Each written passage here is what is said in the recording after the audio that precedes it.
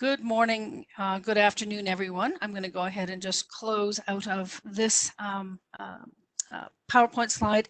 And let's get started looking at things in connection with exploring analytics for fulfillment.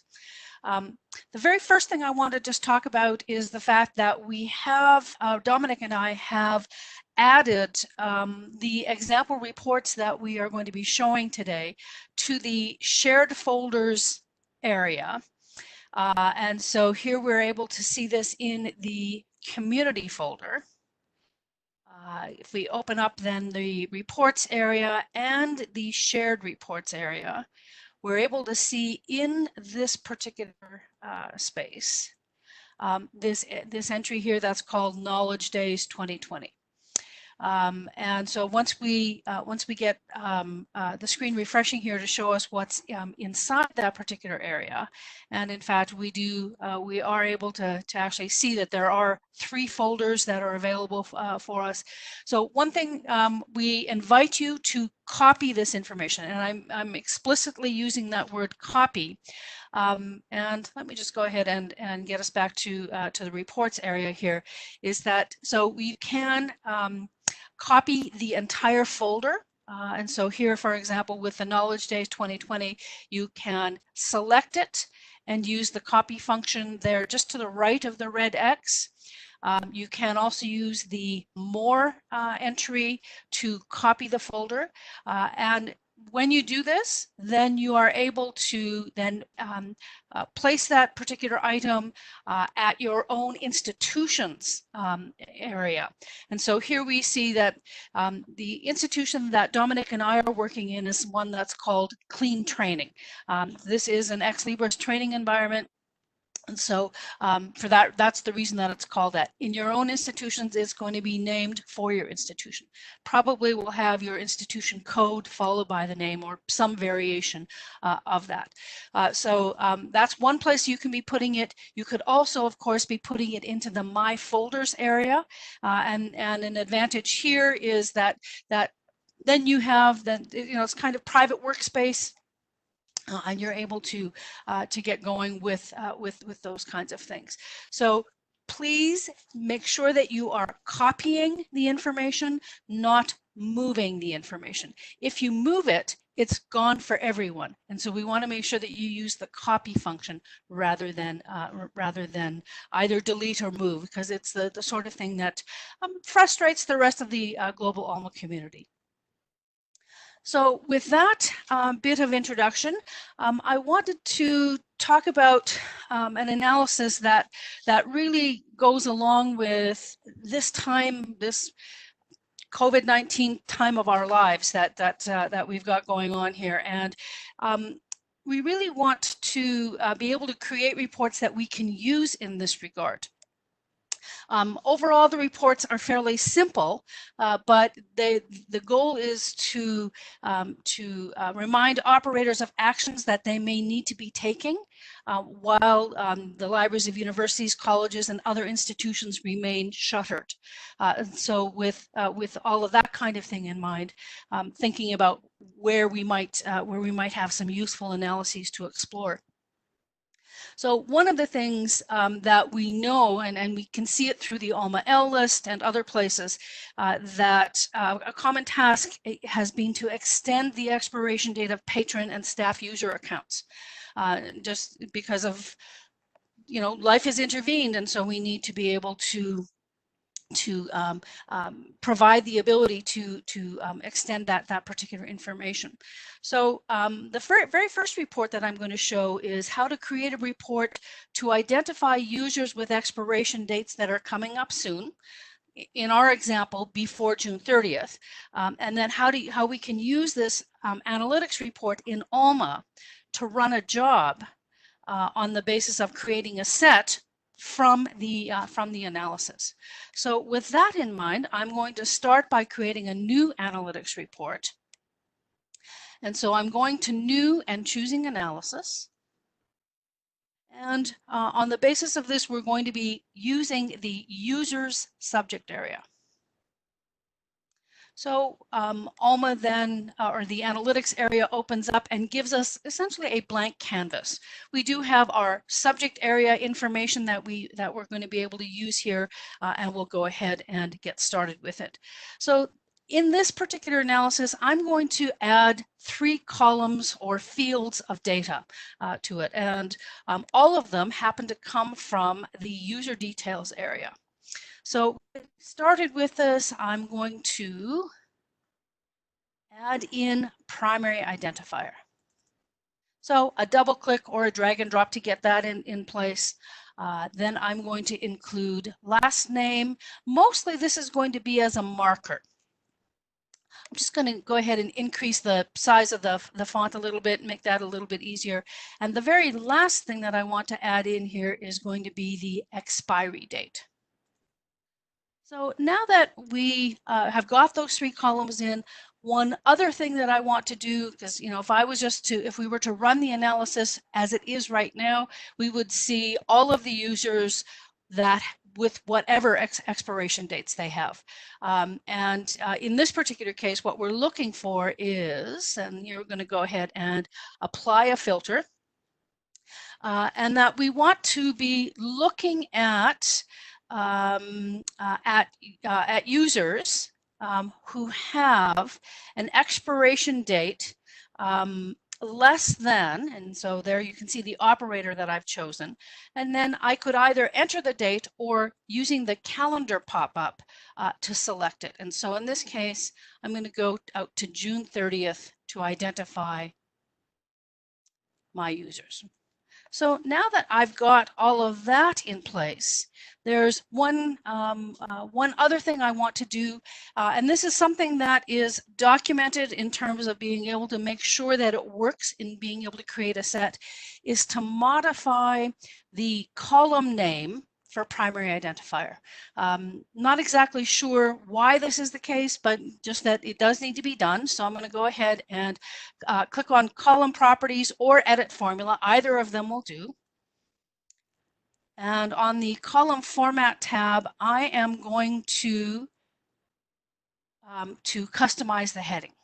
And so in place of primary identifier, I'm going to add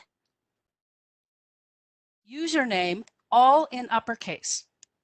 So that means that we are, that this is actually intentional, and that we're using that as a way to be able to ensure that we're able to see the necessary information when we go to create the set. So I'll click on OK. And the very last step in all of this is that I'm going to save the analysis. And for our purposes today, I'm going to save this to, and just opening up the clean training reports folder. And here I'm going to name this, and I'm going to name it with starting with a 1 simply because that's how it's labeled in this document. And so we'll say that this is going to be users with expiration dates before 30 June 2020. So it gives us a good name for that particular analysis. And I'll go ahead and click on that in order to save this. When I go to take a look at the results,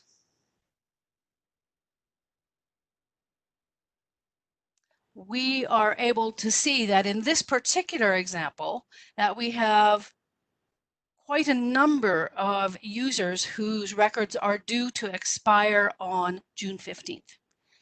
And so that gives us a group of them to be able to look at. So that's basically the analysis that we want to create. So our next steps then, in order to be able to update these user records, this is where we're going to go over to Alma.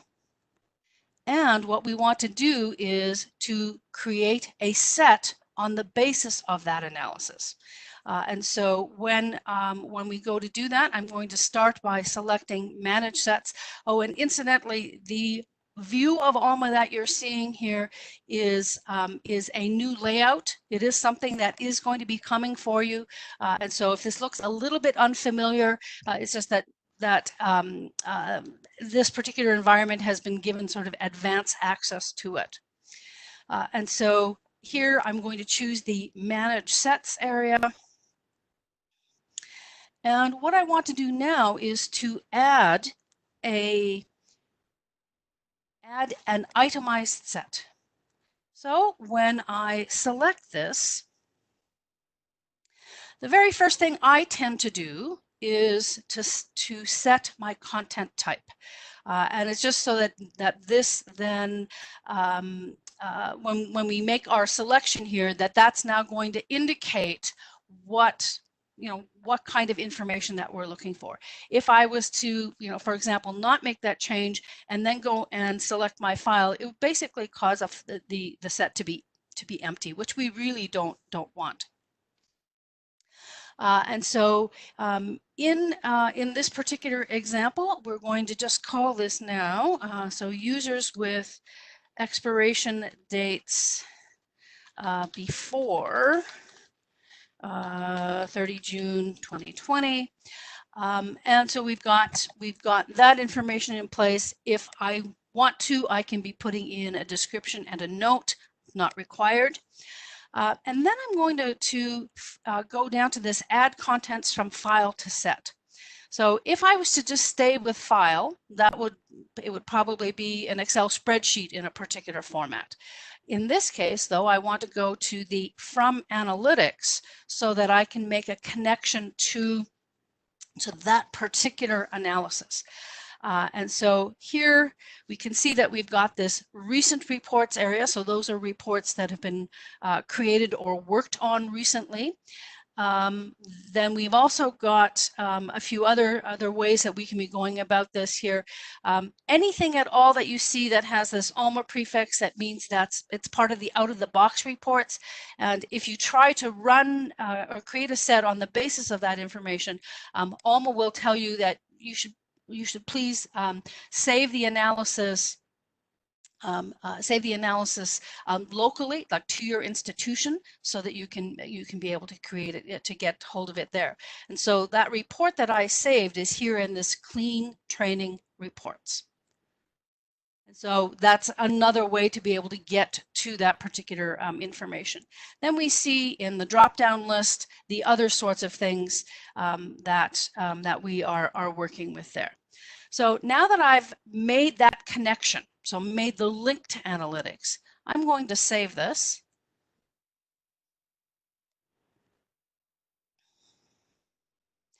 And then I'm just going to go ahead and I'm clicking on the Public Sets tab, going back to the My Sets tab in order to refresh the page so that we can see here in row number 13, users with expiration dates before 30 June 2020. Another thing that will have happened is that I will have received an email message telling me that the set was created correctly. And if we go to actually look at the members of the set, then we can see that particular group. We can see the expiration date in place for all of them, and so on. So our next step in all of this is that we want to be able to update this expiration date, and the goal is, not only are we extending loan periods, we are updating expiration dates just to be able to take care of all of this kind of thing on the basis of, really being able to serve our patrons just as well as we possibly can. So our next step in all of this is that we want to go back to the admin menu and select the fact that we want to run a job. And the run a job, or the job that we're going to select, and a way to just really narrow it right down to where we're looking at it here is to look for the users types of jobs. And in fact, there turns out to be one. And in this particular case, it's update notify users. So I'm going to select this. And then I'll click on the next button. And at this point, I'm also going to select the set that I had just created.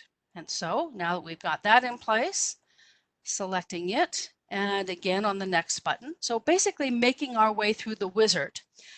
And at this point, we are able to see a whole bunch of different parameters that we could be modifying. So it's a way, for example, if you've got students who have graduated and you want to assign them to an alumni user group, this would be a way to be able to do that kind of thing. So we'd be able to say, take this group and now update them all to have this new user group. For our purposes, what we're wanting to do is change the expiry date. So I'm going to go ahead and open up the little calendar. And for right now, I'm going to select September 30th as my new expiration date. And so the expiration date, really, it can be anything at all that is meaningful to you. So for our purposes, being able to use this particular information. I'm going to click on Next. And then we see our summary statement, the fact that there are 76 users that happen to fit, that happen to be part of that set. And what we're going to do is this one change. Yes, we're going to change the expiry date to September 30th, 2020. So at this point, I will submit this particular job and confirm it. And then the job gets underway. So you can see here that it's initializing at this point, and that the job in fact has completed. And so we'd actually be able to see then through the set area. So if I go back to manage sets, and go to the users with expiration dates and take a look at the members, we should see that all of them now have a September 30th expiration date. And so there you can see how we've used the analytics or the analysis to be able to perform work in Alma and be able to do a lot of this just as a batch job. So with that particular example in place, I'm going to go back over to analytics, and let's talk about another type of analysis that we think is useful at this particular point. For this, I'm just going to perform a final save on that analysis, and I'm going to go to the catalog so we can take a look at an analysis that's already present. And so we're going to be able to see this. I'm going to go ahead and expand this so that we can get into this fulfillment area. And so the next example that I want to look at is this one that's called active requests to be canceled. And so from here, I'm going to go ahead and edit this analysis so that we can have a look at the kind of thing that is going on with it.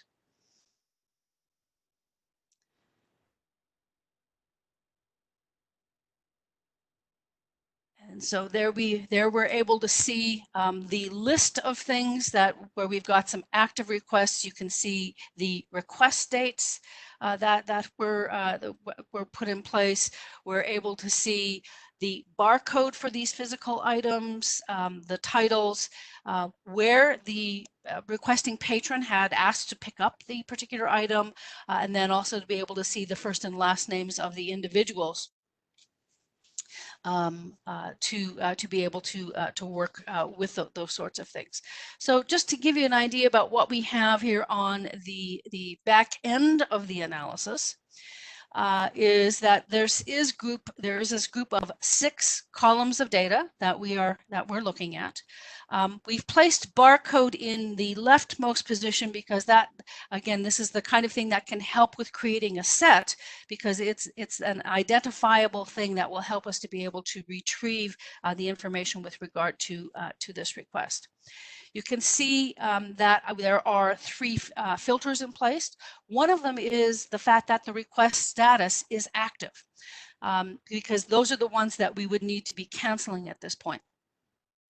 Anything that is complete or anything having any other status just doesn't apply in this particular case. So we're looking only at the active statuses.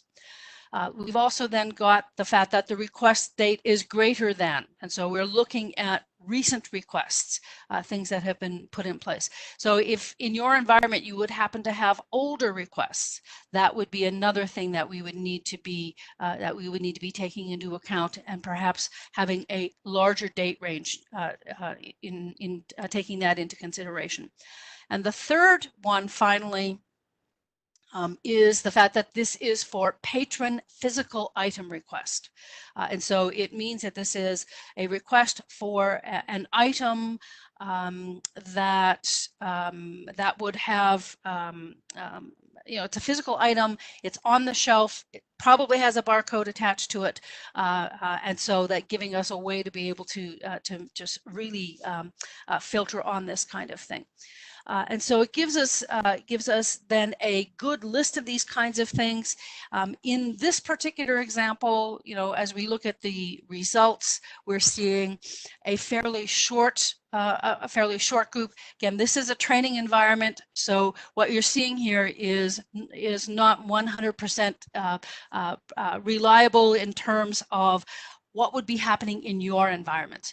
So this is sort of made up in order to be able to give us data to be able to look at. So as long as the report includes the barcode field or the physical item ID field, then we can go ahead and create a set similarly to the way that we did a few minutes ago for the users example. And in that particular case, you would be choosing physical items as your set type. And then we would, once we've got the set created, then we can run the cancel physical items request job to cancel any active requests that are associated with this particular analysis. So I'm not going to go ahead and create that set and run that job at this point. Rather, I want to be able to take a look at another analysis here. And so I'm going to, again, just a final save on that. I'm going to return to the catalog. And this time I want to take a look at this analysis, items on loan and overdue, or soon to be overdue. And so we'll go ahead and edit this example.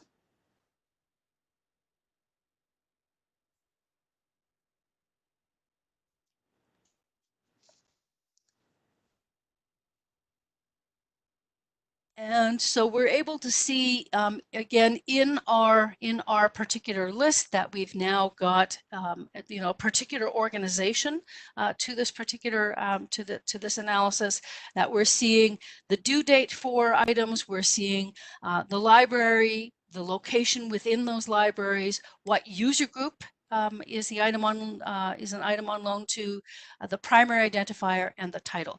Now, technically, some of these things are not required. Mostly, it's just knowing that there are due dates in the libraries. So here, April 2nd, April 5th, April 6th. And then coming out, so there we have one, we've got some items that are coming due on May 28. And so again, being able to see, what sorts of things are going on with each and every one of these. Again, going to the criteria tab. So we can have a look at what's being put in place. And so in this particular case, again, 6 columns or fields that we're using, where we've got due date, library name, location name, user group, primary identifier, and title complete in this particular case. Incidentally, from the bibliographic details area, if you look at the bibliographic details area, and let me just open that up, and we go and find all of the title options, you can see that there are 5 of them. So we've got title, which is basically going to take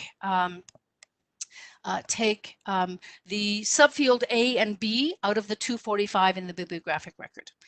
Title complete means that we'll get more or less the whole of the field, and being able to include whatever is displayed in the 245. Title filing means that we would be eliminating initial articles. And so it gives you just a different way to work with those. Title normalized strips out any punctuation and basically shows everything in lowercase. Again, there's a time and a place for the kinds of things that you might use for each one of these. And then the last one that shows there is title author combined and normalized. And so depending on what you're trying to accomplish, you may be making one or another of those selections.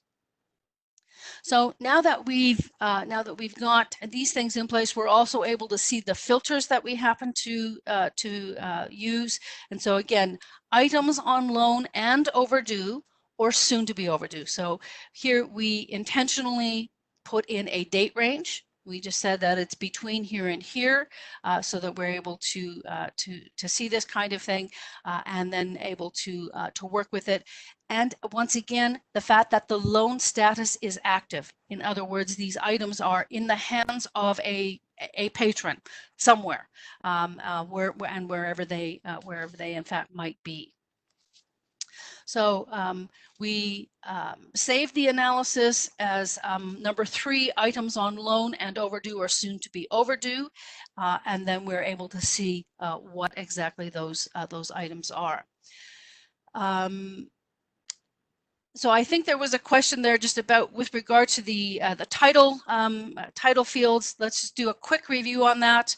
And so where we choose the title entry, it's going to be the subfields A and B out of the 245 field in a MARC record, in the bibliographic record. Title complete is going to be the whole of the 245. Title filing will eliminate the initial article.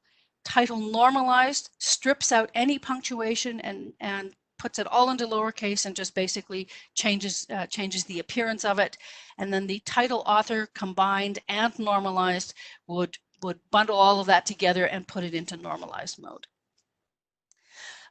So the last part about all of this is the fact that, you know, now that we have this information, we can go back to Alma, and under the fulfillment menu, advanced tools, we see the opportunity to perform a bulk change of due dates. And so from this, we would be able to say, for the graduate library, and we have things that fall in this range of due dates. So from April 1st to May 31st, then let's give them all a new due date. And so being able to perform that, it's sort of a smaller chunks of a batch job, but it gives you a little bit more control over those kinds of things as well. So with that, I am going to stop sharing, and Dominic is going to take over and talk about creating a dashboard that represents things in terms of changes from physical to electronic fulfillment during this particular time period. Thank you, Connie. Can you pass the presentation ball over to me? Done. Thank you. So I'm just going to my analytics set up here for you. Okay, so let's go to institution, and we got our knowledge days folder copied. And for this this last example here, all of the reports that will be used in our dashboard can be found in the example reports for dashboard exercise folder. This will be available in the community folder as well. We're not going to create these reports from scratch, but I would like to show you just before we start creating the dashboard itself what these reports look like and how they're created. They're all fairly simple reports that are meant to show us our physical and electronic usage and use different subject areas to do that. So I'm going to go into this loans per month report.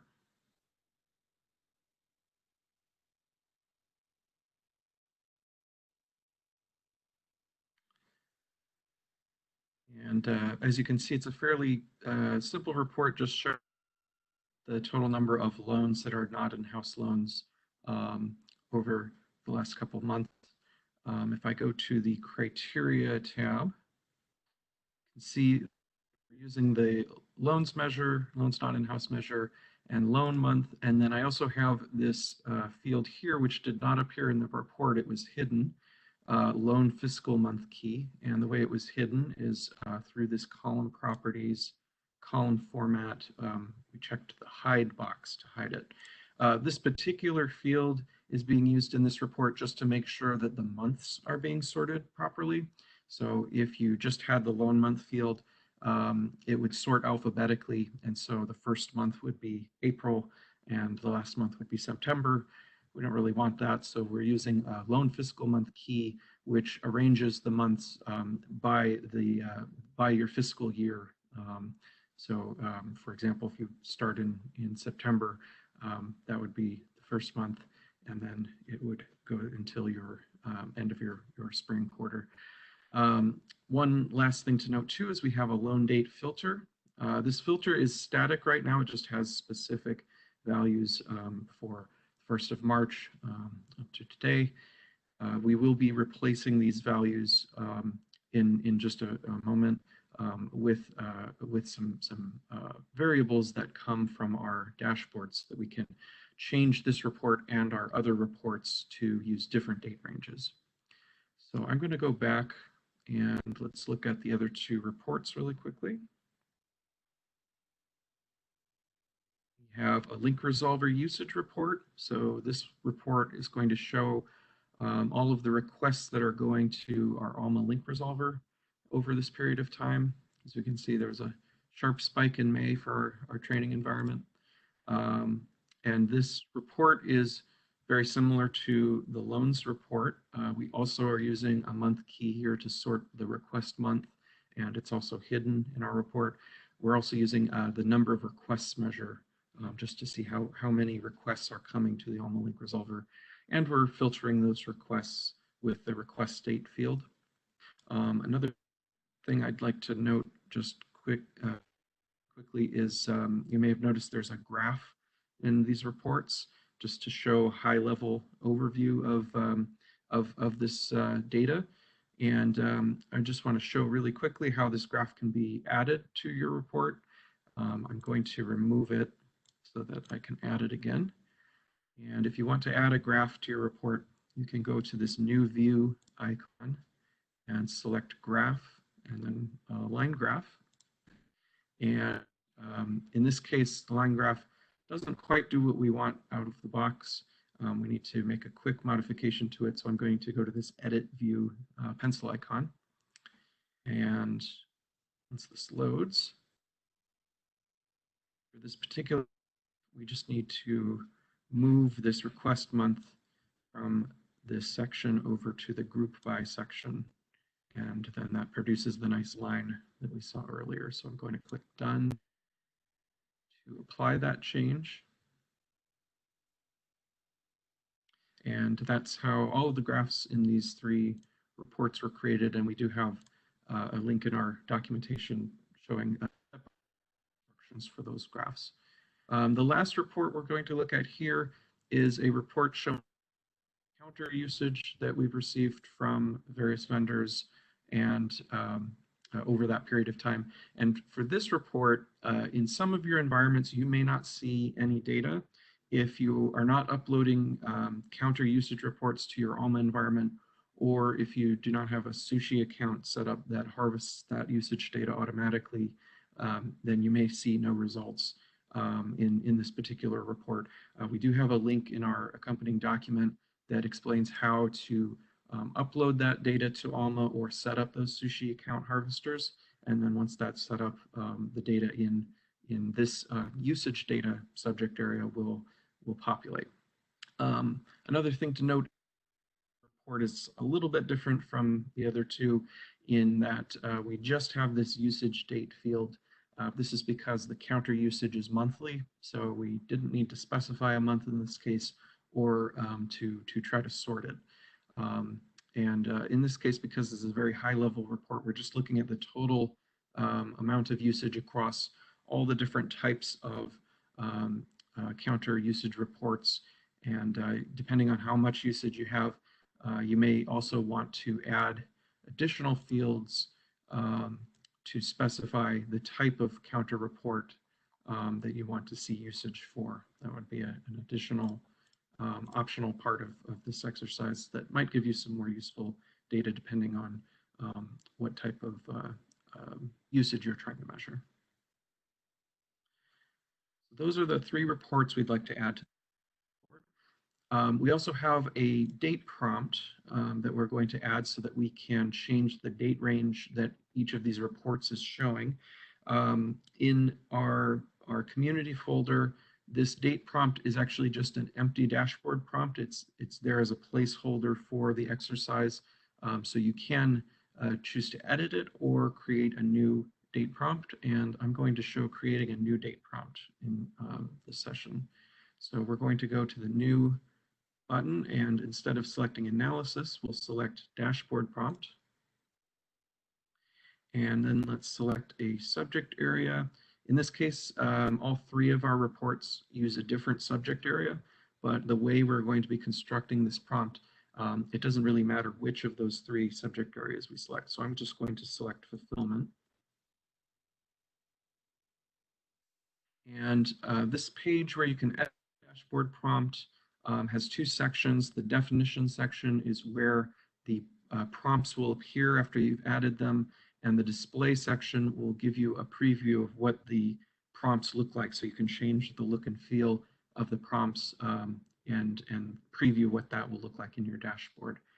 When you're creating a dashboard that has reports that are all part of the same subject area, and you want to filter them using the exact same field or filter, you can click this green plus icon and select the column prompt option. And if you do, you'll see a list of the available fields. So for example, loan date. And when you click OK, the options that are available are very similar to creating filters in the reports for that subject area. You can choose the filter operator, for example. And if we click OK here, you can see that it's basically just giving us a simple prompt for that column. In our case, we need a slightly more complicated dashboard prompt because we do have 3 reports with 3 different subject areas, and even though we're filtering all of them by a date range, we're actually using different fields for that date range. So in the loan report, we're using loan date. In the link resolver usage report, we're using request date. And in the counter report, we're using usage date. Now we could create 3 separate dashboard prompts for each of these fields, but if we did that, then we would need to specify these dates 6 times just to change them, which would not be very convenient for us. So we're going to show a slightly more complex example where we create a single prompt that filters all of these reports at the same time just from one set of dates. So I'm going to delete this column prompt.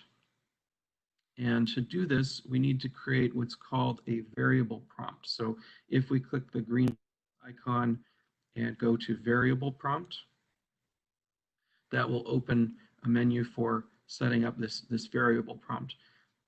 What we're going to be doing is creating what's called a presentation variable. And this presentation variable will basically store the date that our user selects when they edit the dashboard prompt, and we'll send that date to each of our reports. We'll set up that component in just a little bit. But by creating a variable, we can just define our dates one time, and then we can use them across the 3 different fields. So in this first section for prompt for presentation variable, I just need to enter the name of the variable. So I'm going to call this start date. This will be the beginning of our date range. And the label field can be used to give a label that displays in the dashboard to prompt the user for this information. So I'm going to call this physical and electronic usage from. Under the user input section, there's a number of options for how we can get this information from the user. I'm going to select the choice list, and that will create this choice list values field. And then I'm going to select all column values, and that will allow me to select the column that will contain the data we can enter into this variable. So if I click that select column button, I will get the list of columns in fulfillment again. Click OK after loan date. And then there are some additional options in this options section. If I click on the triangle here, it will expand. And the options I'm going to select for ease of use for this prompt is I'm going to check this option that allows the user to just type the values in instead of selecting them. And also to require user input. When you're using presentation variables, we recommend always requiring the user input and always having a default value available. If there isn't any value being provided for the variable, it can sometimes cause an error to appear when you're running the report. So Dominic, pardon yes. me for a minute. Someone has just asked if you could increase the font size. Oh, yes. Sorry. Is this a little more readable? You can also go. Yeah, looks good. Okay. Looks good. Thank you. So I, in the default selection area, I've selected this specific value so that I can choose a value to use as my default. And I'm going to select the value we had before just the 1st of March. And once I select that, it appears in that section. And if I click OK, we can see that we've got our first variable prompt. I'm going to add one more prompt and just basically repeat this process, but I'm going to call this one end date. This will be the end date range. I'm going to add a label until so that the full sentence here is physical and electronic usage from date 1 until date 2. And I'm going to select choice list again and select all column values again and select the loan date field again. I'm also in the options, and just as before, I will check our values to require input, allow the user to type the values in, and I will find a date, today's date as the default value. One additional change you can make as well is if you click this new column box, that will cause the second prompt to just appear on the same line. That's just an aesthetic choice. I'm going to go ahead and save prompt. And since we've already got this date prompt here, I'm going to click OK and overwrite that. Now, one last step we need to take before we actually create this dashboard is to add our presentation variables to these reports. So I'm going to show one of these reports, and then we actually have some already completed reports we'll use just to take up less time repeating these same steps. And we do have step-by-step instructions for this in our accompanying document. If I go to Area tab and edit the loan date filter, I want to replace these values presentation variables, and to do that I can select add more options, presentation variable, and the variable expression is where we enter the name of our variable. So start date was one, and then we can add a default value. I'm just going to copy that value in here since I need to remove these fields anyways. And same with the end date, I'll just add another variable expression and say end date, and then move that date as well. So now these are standing in for the values we had before, And adding these default dates makes sure that we won't get an error when we're running this report. If I click OK, one of the things to note is that we have this unusual looking syntax here, and this is a syntax you can use in other areas. You can add presentation variables to fields, or in a moment I'll show how to add it to the display of the results. If you do that, you always use an ampersand and then curly brackets and put the presentation variable's name in the curly brackets. And then if you have a default value, which we do recommend, although this part is optional, you also want to put that in its own set of curly brackets. So I'm actually just going to copy this so I don't have to type this again. Results.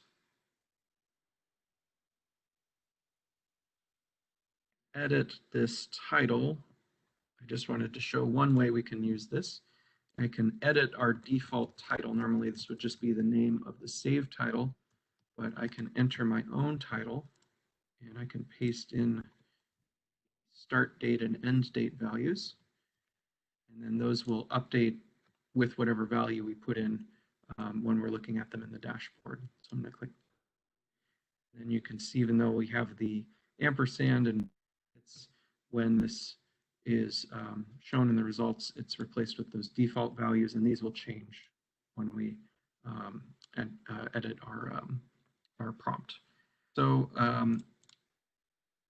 have time to get to the other two reports, but fortunately we've done the prepared dish trick that cooking shows often have, where we've already got these replaced here. So just briefly to show you that our replacements that we made for the loan per month report have also been made to the link resolver usage per month report as well.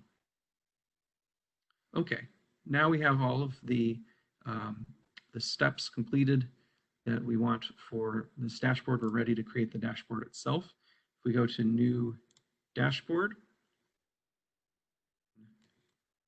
save our dashboard as physical and electronic usage dashboard, and then save it to a location. We do generally recommend you use your institution's folders dashboard directory.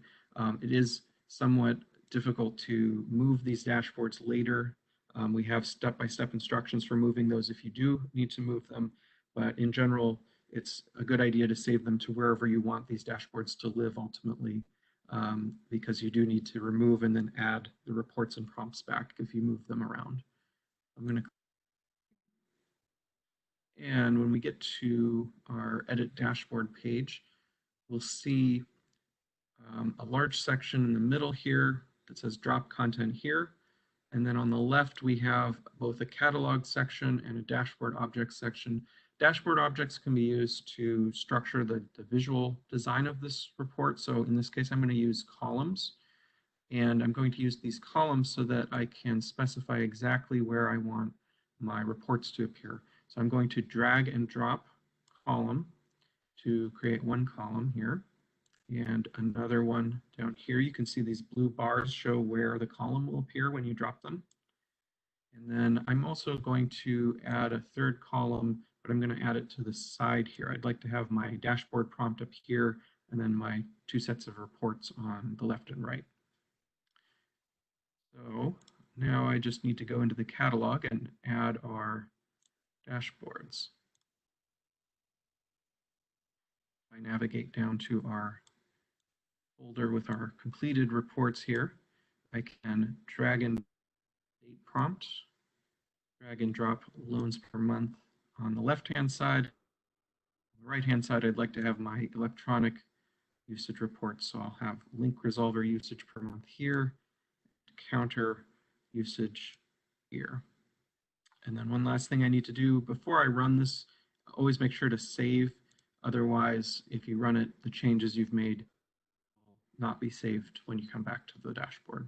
So I'm going to run this dashboard now.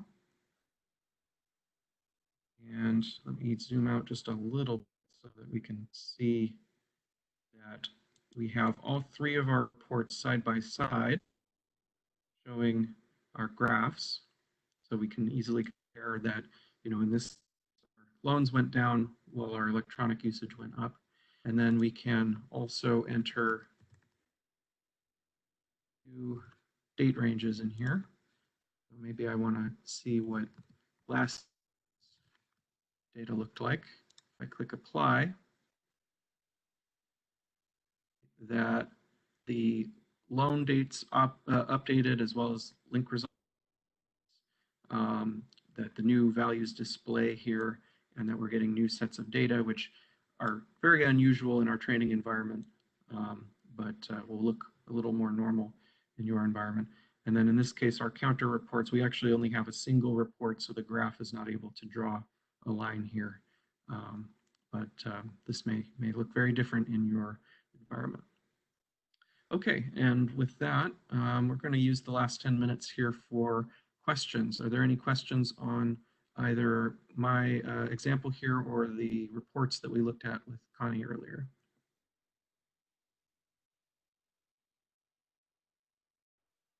Dominic, it looks like we've been able to answer many of them. However, from Lindsay, what did you say counter reports were used to measure? So counter reports, and let me go back to our counter report here, just so that we can look at this. Counter reports are a standard usage report that many vendors will provide. And there are a number of different types of counter reports. So in this example, we just looked at totals, but there are various types of reports that show different kinds of data. So for example, there are book reports like BR1, BR2, BR3 that show different types of usage of access to that information. And this information comes from the vendor, so the provider of the resource, and it's in a standard format. I believe the URL for this standard is projectcounter.org. So this provides a lot of information about what these standards mean, how these reports are built, and it's a very good resource for trying to understand what the usage data that you've received from a compliant provider actually means. So, for example, they have a number of detailed lists of the available fields in these reports and what these fields mean, and what types of reports are available. So I would recommend reading more about this on the Project Counter website. We support it through Alma and Analytics, and have some documentation about counter reports in our Knowledge Center. But obviously the standards body responsible for counter has the most definitive information about this. But once you upload that information to your Alma environment, you can report on it in aggregate in Analytics. So you can upload a number of individual book reports, for example, and then look at what does all of that usage look like over time when we combine all of that data. Okay, another question here is, what exactly does loans not in-house refer to outside the institution? So this question from Sarah. Loans not in-house means true loans. So it would mean that you would actually be loaning an item to a patron, and that they would be taking it away with them. If we have loans in-house, it basically means a browse use. So that is a significant difference there.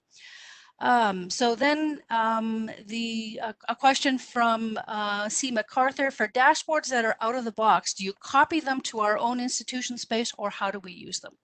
So Dominic, I'll get past that one to you. Sure.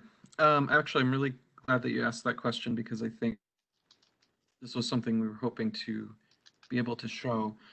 When you do need to move a dashboard, and whether that's from the out-of-the-box dashboards that are available here in the Alma folder, or in our example here, since we have an example dashboard, if I go to that our completed exercises, we have one. And another thing, just as a quick aside, before we get to your question, I just wanted to note that you can also store reports inside of a dashboard. They are treated as folders in analytics.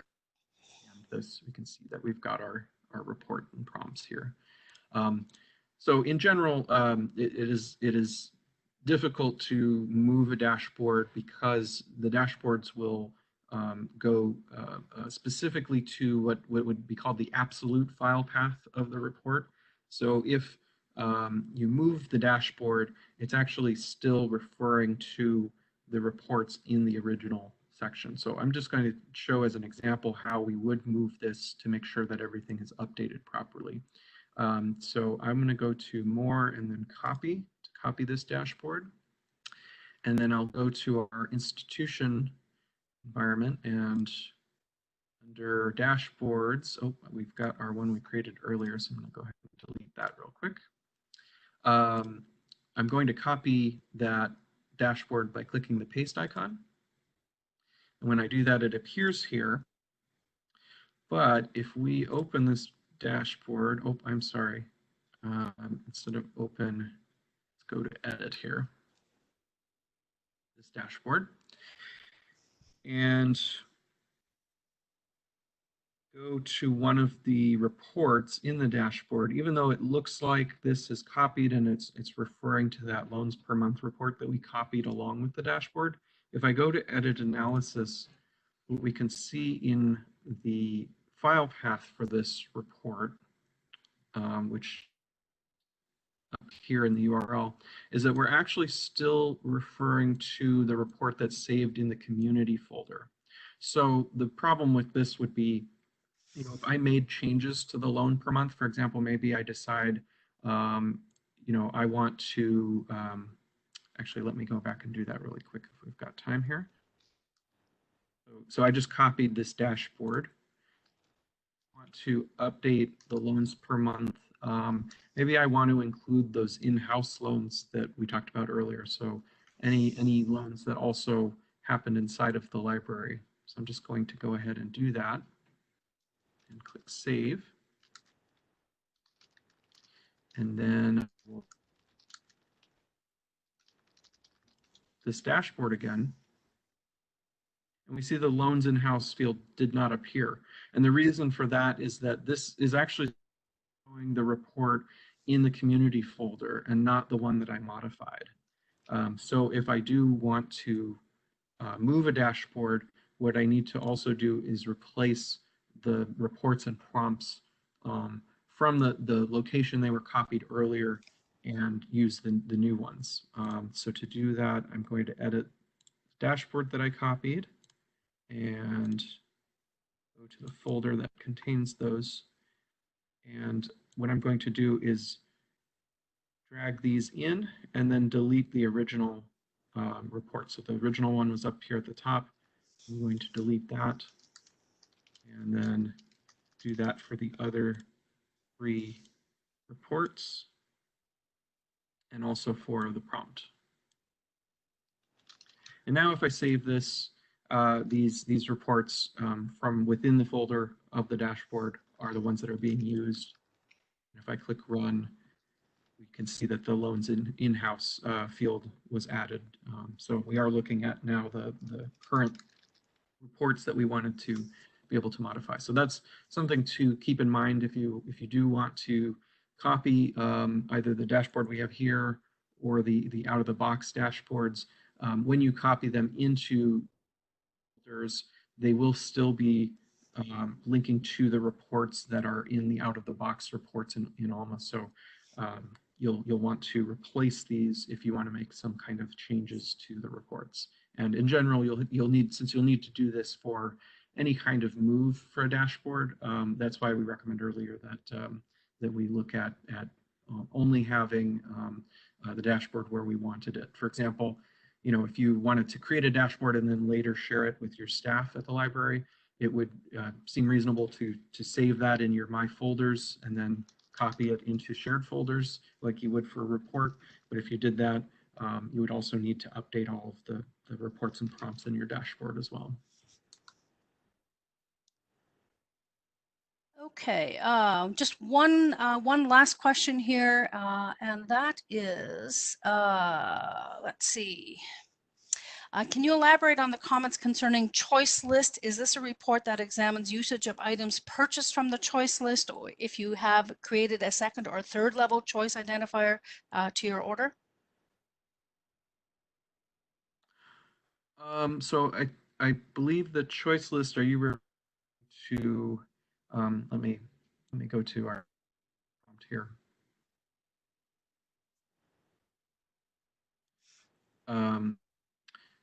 This part, the user input choice list. Yes. So this is not tied to orders or any other use of the word choice list. In this case, what it means is that we're giving the user a choice of options to choose for their prompt. So if go here, you can see if I click on this drop down, this is a choice list basically. If we have choices that we can use for these prompts, we can select that. Another option would be, text field, changes it just to something you can type in. But basically, it's just the type of uh, uh, sort of GUI for this prompt. And again, this list, this would be not a great idea for dates since there's so many of them. But that's all that's referring to. Did that answer your question? I hope so. I'm going to just put out two or three more questions. If you embed reports into dashboards, can you then directly refer to and use those reports separately? In other words, would creating and using reports from within dashboards be a good workflow? Yeah, you can use those reports outside of the dashboard. When you do that, sure that you do have some options for filtering those. Presentation variables using default values was the way that we did that in this. If we went to criteria here, is between, and then we had these default values, and this was used so that we could use this report independently, even if we don't use the dashboard. We're still making sure the loan date is being filled out with some value. If we didn't do that, for example, when you're using column prompts, it's common to set the filter operator to is prompted. And so this will pick up whatever column prompt you use in your dashboard. But if you do this, then the problem for using the report outside of the dashboard becomes that the loan date filter basically is not filtering any dates. And so if I go to the results here after doing this, we'll actually see many more months here. And actually, this data is now pretty deceptive because it's not just July of this year, but it would also be July of any previous year as well. So that's just something to bear in mind if you do use reports outside of your dashboard, that you probably want to set some default values for your filters so that it's still a useful or sort of sensical report, and without those prompts. But if you are using a dashboard, it does make sense to try to create those reports within the dashboard, and have those reports sort of be specific to the prompts that you're using in the dashboard and the assumptions that you're making in that dashboard about how those reports are going to be filtered. All right, one last question about a dashboard. And so if you've created a dashboard and then you move it to a shared folder, why are the details not also moved along with it?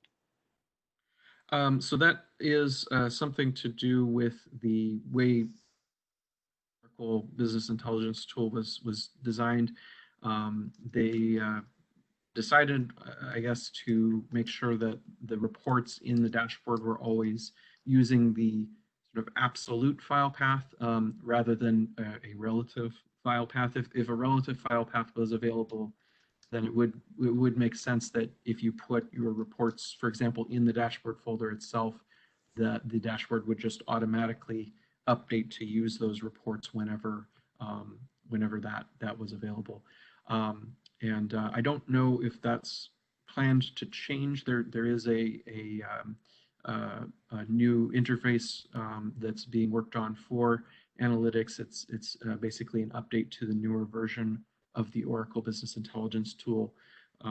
It's possible that being able to specify relative paths will be possible once that's available. And if that is the case, we'll definitely have that in a future presentation because obviously it is pretty tedious to have to update the reports and prompts every time that you move something, and it would be much nicer to be able to keep them all together so that you can move them around just like you do with a regular report.